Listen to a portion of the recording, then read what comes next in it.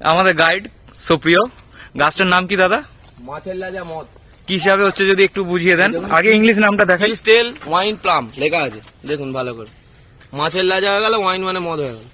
Indian আর মায়ানমারের মদ, মানে বাংলা আর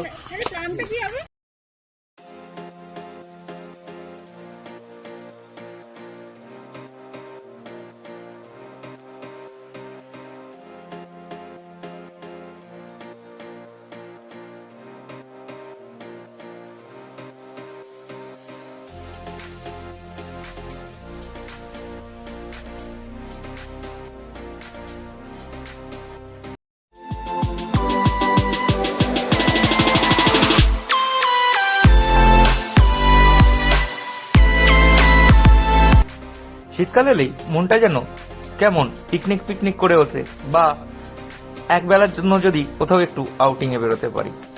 ঠিক সেই জন্যই যারা হাওড়ায় থাকেন তাদের কাছাকাছি ডে আউটিং এর একটি জায়গার সন্ধান নিয়ে এলাম আপনাদের সামনে।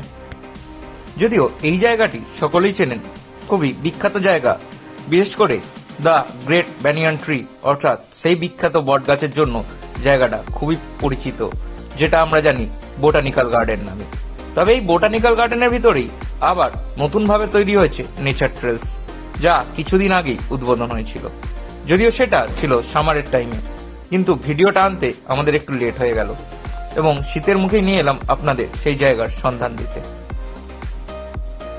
বোটানিক্যাল গার্ডেনে টিকিট কেটে আমরা ভিতরে প্রবেশ করে গেলাম নেচার ট্রেলস এর উদ্দেশ্যে। বোটানিক্যাল গার্ডেন কিন্তু প্লাস্টিক বর্জিত জায়গা, তাই আপনি সঙ্গে করে কোনো প্লাস্টিক নিয়ে ভিতরে প্রবেশ করতে পারবেন না। এই নেচার ট্রেল যেদিন উদ্বোধন হয়েছিল ঠিক তার পরের দিনেই আমরা গিয়েছিলাম, তাই কোনো ইন্ডিকেশন বা ম্যাপ ছিল না নেচার ট্রেলসে যাওয়ার জন্য।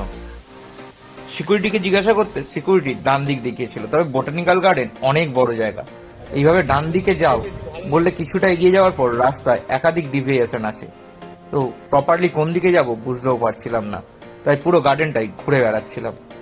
তবে আপনারা যদি যান বলবো যে বট গাছের দিকে যে গেটটি রয়েছে, অর্থাৎ যে গেট থেকে ওই বট গাছ কাছে পড়ে, সেই গেট দিয়ে ঢুকলে আপনারা খুব কাছেই পেয়ে যাবেন এই নেচার ট্রেলস। আমরা খুঁজে না পাওয়ায় বাধ্য হয়ে এদিক ওদিক ঘুরে বেড়াচ্ছিলাম এবং যাকেই জিজ্ঞাসা করছিলাম কারোর থেকেই প্রপার রাস্তার সন্ধান পাচ্ছিলাম না। এই বোটানিক্যাল গার্ডেন এমনিতেও যারা নেচার ভালোবাসেন, গাছপালা ভালোবাসেন, একটু নির্জলতা ভালোবাসেন, তাদের জন্য খুব সুন্দর জায়গা। গঙ্গার পাড়ে বসে থাকতেও বেশ ভালো লাগবে, আর বিশেষ করে নতুন কাপলদের, প্রেমিক প্রেমিকাদের জন্য এই জায়গাটা এদিকেই আরো হবে। বেশি পপুলার। আশেপাশে গোটা রুটটায় ঘুরলে দেখতে পাবেন বিভিন্ন জায়গাতেই কাপেলরা বসে রয়েছেন। তবে আমরা 5-6 জন বন্ধু মিলে গিয়েছিলাম, নিজেদের মতো করে ঘুরে বেড়াচ্ছিলাম এবং এনজয় করছিলাম এই গাছপালা, আশপাশের নেচার, এবং খুঁজে বেড়াচ্ছিলাম কোথায় সেই নেচার ট্রেল। সকাল 9টা থেকে বিকেল 5টা পর্যন্ত খোলা থাকে এই পার্ক, তবে হাতে অন্তত 2 থেকে 3 ঘন্টা মিনিমাম নিয়ে যাবেন এই পার্কে ঘোরার জন্য, নাহলে কিন্তু ঘুরতে পারবেন না, তাও 2-3 ঘন্টা কম পড়ে যাবে আপনার কাছে। সমস্ত ম্যাপ এবং রোড মার্কিং গুলো দেখে নিচ্ছি, কিন্তু কোথাও একবারও নেচার ট্রেলস এর কোনো সন্ধান পাচ্ছি না। প্রায় ঘন্টাখানেক হয়ে গেল আমরা নেচার ট্রেলস খোঁজার জন্য ঘুরেই বেড়াচ্ছি। তবে আবার এই বি গার্ডেন শুধুমাত্র নেচার ট্রেলস দেখে কেউ যেন চলে আসবেন না, অবশ্যই কিন্তু বি গার্ডেনে ঘুরে দেখে নেবেন সেই বিখ্যাত বট গাছ, এবং গঙ্গার পাড়ে বেশ কিছুটা সময় কাটিয়ে আসবেন, ভালো লাগবে। উল্টো দিকেই দেখতে পাবেন খিদিরপুর ডকে বড় বড় জাহাজের আগমন।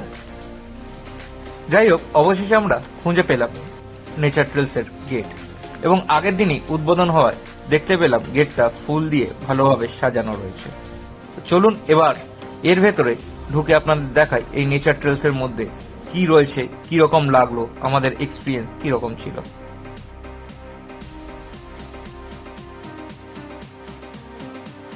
ঢুকেই দেখলাম যে রাস্তা দুদিকে ডিভাইড হয়ে যাচ্ছে। আমরা ডান দিকের রাস্তা নিলাম, যার নাম পঞ্চবটি পথ।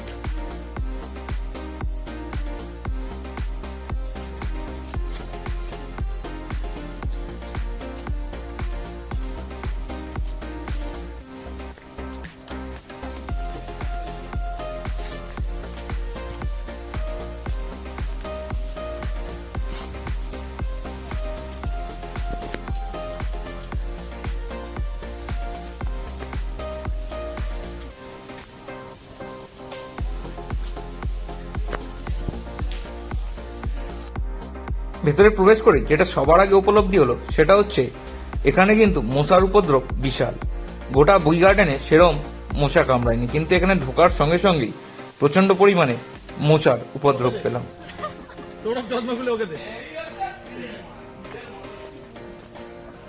এবারে বলে পুজো করবো। হ্যাঁ, ওই কোন থিমটা দেখে রাখ, বলে পুজো করবি তো?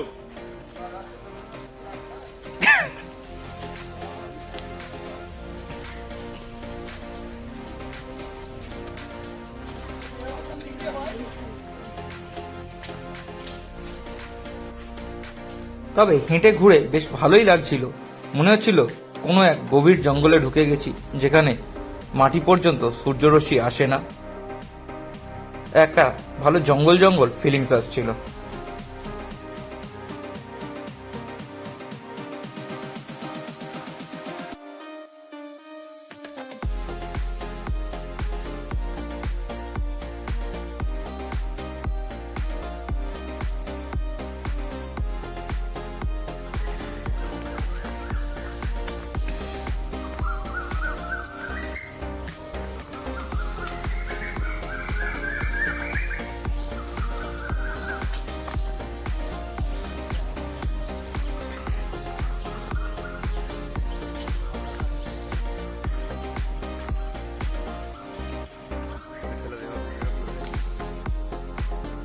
আর একটু ভিতরে প্রবেশ করতে বেশ পাখির কোলাহল শুনতে পেলাম, যা আমরা শহরতলিতে প্রায় পাই না। তাই বেশ ভালো লাগছিল, মনে হচ্ছিল সত্যি নেচারের মাঝখানে আমরা যেন হারিয়ে গেছি।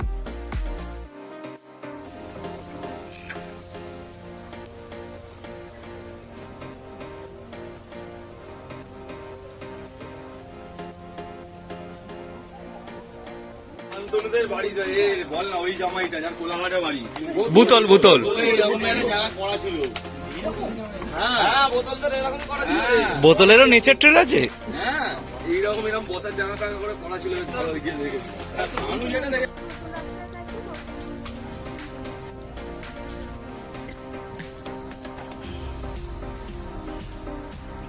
তবে কীট পতঙ্গ এবং মশা ভালো মতো আছে। তো আপনারা যদি আসেন, সঙ্গে ওডোনিল বা যে ধরনের মস্কুইটো, ওডোমস বা মস্কুইটো প্রতিরোধক যে ক্রিমগুলো আছে, মেখে আসলে বেটার হয়।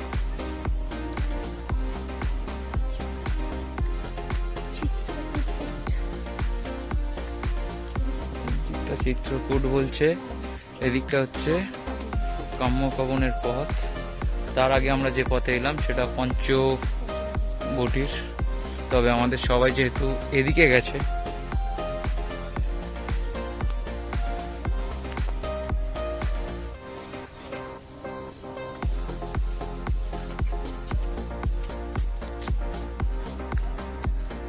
অবশেষে বলবো গোটা বিগার্ডেন গাছপালায় ভর্তি। তো বিগার্ডেনটা যদি আপনারা গাছপালা ভালোবাসেন, ঘুরে আসতে পারেন, বিভিন্ন ধরনের গাছপালা আমরা আর এই নেচার ট্রেলসে আলাদা করে সেরকম কিছু ভালো লাগবে না, এই একই লাগবে বিগার্ডেনের মতো, শুধু এখানে গাছপালার ঘনত্বটা একটু বেশি, সবকিছু একই জায়গায়।